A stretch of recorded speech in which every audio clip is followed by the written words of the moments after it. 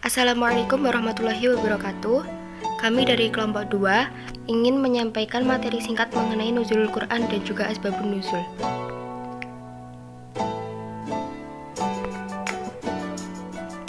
"20 tahun 2 bulan 22 hari lamanya ayat-ayat Al-Quran silih berganti turun, dan selama itu pula Nabi Muhammad SAW dan para sahabatnya tekun mengajarkan Al-Quran dan membimbing umatnya, sehingga pada akhirnya mereka berhasil membangun masyarakat yang di dalamnya terpadu ilmu dan iman, nur dan hidayah, keadilan dan kemakmuran di bawah lindungan ridho dan ampunan ilahi.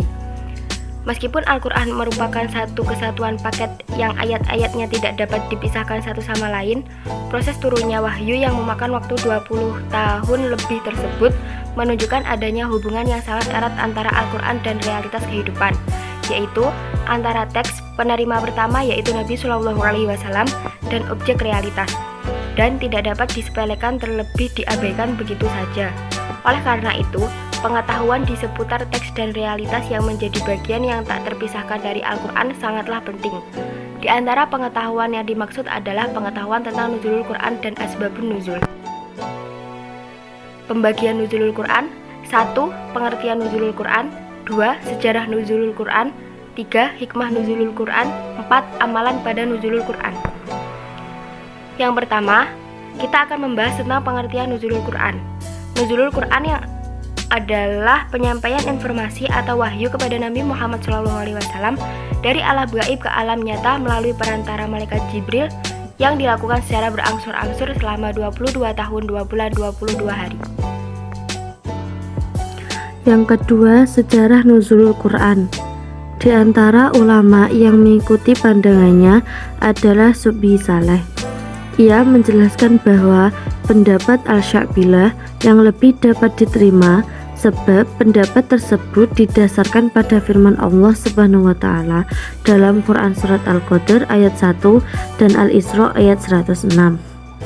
Sedang pendapat yang mengatakan bahwa Al-Quran diturunkan 3 kali, yaitu dari Lauh Al-Mahfudz ke Baitul Izzah, yang selanjutnya diturunkan secara bertahap dan sejalan dengan peristiwa tertentu. Meskipun didasarkan pada sumber riwayat yang benar, namun tidaklah dapat diterima sebab turunnya wahyu dengan cara demikian termasuk dalam wilayah yang gaib, yang hanya dapat diterima berdasarkan keyakinan akan kebenaran kitab Allah dan sunnah Rasulnya, bukan lagi pada kenyataan turunnya wahyu itu sendiri. Al-Quran hanya menegaskan bahwa ia turun secara terpisah dan berangsur-angsur. 14 lain halnya dengan Al-Suyuti, Al-Zarkashi, Ibnu Hajar, dan ulama-ulama lainnya. Mereka lebih memegang pendapat yang sebaliknya dengan menyandarkannya pada riwayat yang dianggap sahih dan mu'tamad. Ayat-ayat yang pertama kali diturunkan ialah surat Al-Alaq ayat 1-5.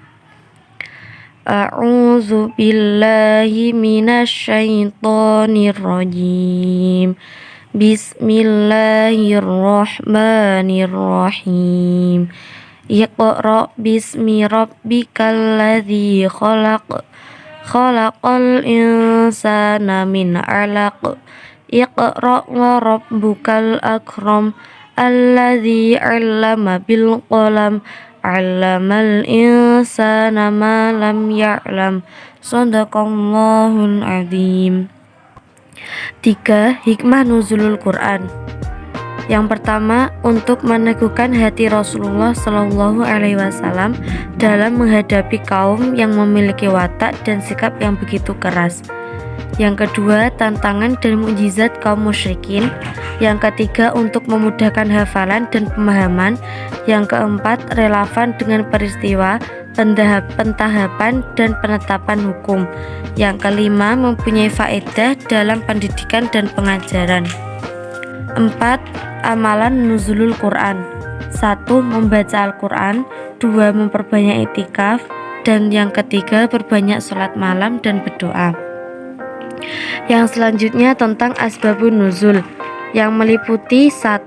Pengertian asbabun nuzul, 2. Cara mengetahui asbabun nuzul, dan yang ketiga Manfaat mengetahui asbabun nuzul.